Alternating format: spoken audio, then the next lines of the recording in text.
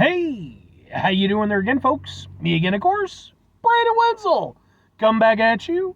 Another offering off my sampler platter. Yes, indeed, folks. Sampler V series V's I've been doing for a little while now. I go over there, try out food and drink items. I eat stuff and drink stuff that, folks, I'm gonna talk about stuff. I'm gonna let you know all that you need to know about hopefully delicious stuff. That time I'm doing this, folks, I'm not gonna lie. I'm wearing an appropriate shirt for this particular review. But we'll get to that. Folks, it's super simple format. I'm going to go over there. I'm going to try out food and or drink items for you. Whilst I'm doing so, I'm yammering on about it for a bit. Whilst I'm doing all that, I am inside my truck. And whilst I'm doing all that, folks, I am in fact wearing a super cool shirt. And folks, when I wear super cool shirts, I always like to highlight the super cool shirt. What super cool shirt am I wearing?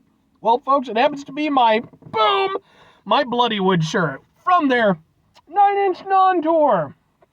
And if you are unfamiliar with the band Bloodywood, they are I would consider, at this point, I don't even consider them up and coming. I think they've already made it, but, made it and growing band out of India. They've referred to their stuff as kind of like Indian folk street metal. It's kind of sort of a new metal vibe with a mix of different lyrical styles, like clean lyrics, harsh vocals, and then also like rapping lyrics and stuff, or rapping vocals. That's what I meant to say. I got into these guys relatively early on, not at the very beginning. Originally, they started out just doing like sort of covers of like American pop songs and stuff like that. But then when they started doing their own original music, they got a rapper involved who eventually, joined the band as a full-time member. That's where they really just started to break out. And I fell in love. I think their music is great. I think the messages that they put out there are fantastic. I have nothing but great things to say about them. I've actually seen them perform live a couple of times. That's where I got the shirt. I do have videos of those performances. They're on the channel, just in case maybe you want to check them out. If nothing else, I'd be more than happy to kind of point you in the right direction as far as their music goes, because I think they're an incredible band. But anyway, what am I trying for today, folks? What are we doing here? Why is it appropriate with the shirt? Well, folks, that's because I hopped on out to a brand new place. It's Boom! And you can kind of see the thing a little bit. It says Dosa Point, which is, it's like a cool little like Indian restaurant that just, well, I shouldn't say little, it's actually a pretty good sized spot. They just opened up like 2 days ago. I saw a Facebook post in one of the food groups that I'm part of for the local area. And I was like, fuck yeah, man, we got 2 awesome Indian places opening up, like, because I did a review of, not too long ago, I did a review of some Royal Indian cuisine, some of their food. So we're getting awesome Indian food around here. I'm so happy. But what is this? And I apologize in advance for any absolute terrible slayings of the pronunciations. This is their Dahi Puri appetizer. It's one of their signature dishes. Consists of 8 pieces of crispy fried flour discs, topped with flavorful condiments, herbs, ground spices, yogurt, and more. What does the "and more" stand for? I don't know. It's kind of like what you'd get at the end of like comic books in the 80s and 90s. Spider-Man's about to be crushed, and it's like, tune in for the, we'll just pick up the next issue to see what happens for Spider-Man and more. That's where my brain goes. But yeah, I have no idea, folks. No idea. I don't know a lot about Indian food as much as I like it, and this is a completely new dish. But when I saw there was a signature thing, I was like, that's awesome. And what with this being a local establishment, this review is going to end up on my Eating Out Illinois playlist, which is a playlist for just cool Indian or Illinois spots. So let's get a thing for the thing here as best we can without hopefully getting a bunch of stuff everywhere. It looks like this. And yes, I'm just going to go fingers in, I guess. Maybe not. Ooh, that was tasty. They did provide utensils. Hooray! Also, shout out to, and I again apologize for mispronunciations, Aravind, I guess he was my server. He was extremely helpful, because I don't know dick about anything, and he was like, you might want some help. And I was like, I do. It's a very helpful guy, so thank you, Aravind. Or however you properly pronounce your name, and I apologize again. All right, let's go ahead. Get this.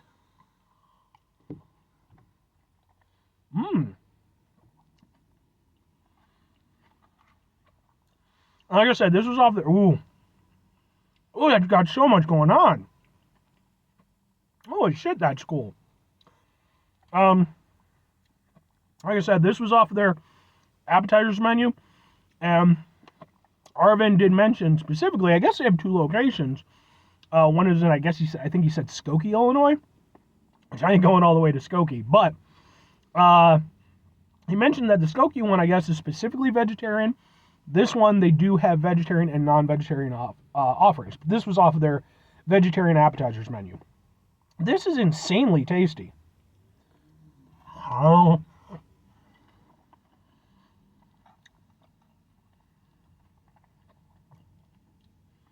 Like, it's so many things going on. Like, I get the and more part of it now. Because trying to accurately describe all the different things going on in this, it's so weird. But, like, in a wonderful way. This is going to sound weird. But it's my show, so deal with it. I'm not saying in totality, but sort of the way the flavors are layered almost reminds me a little bit of a deviled egg. Like, and again, not like saying it's like it tastes, anything super like a deviled egg, but like because you have like these different layers of flavor, and then you also have this kind of like spice layer on top of it. It kind of reminds me a little bit of it. That's where my brain is going. Maybe I'm just a crazy person.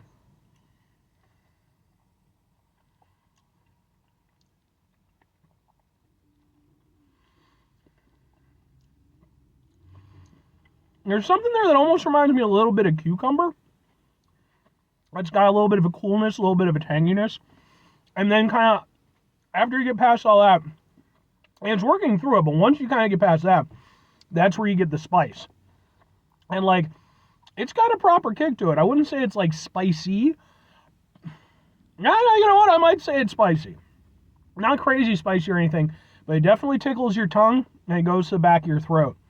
And it's just so unique because like it has this really fresh, very sort of just all encapsulating flavor. Just like all these things going on. It could very easily just like feel confused, but it doesn't. It just feels like an explosion of flavor.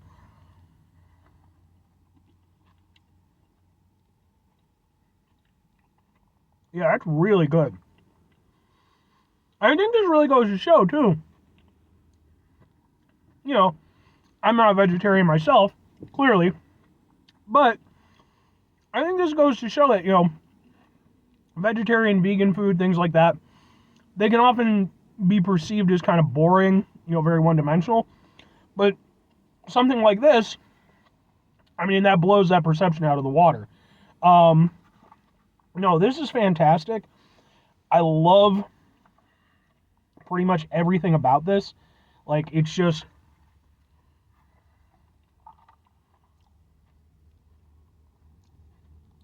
I love the yogurt on the inside.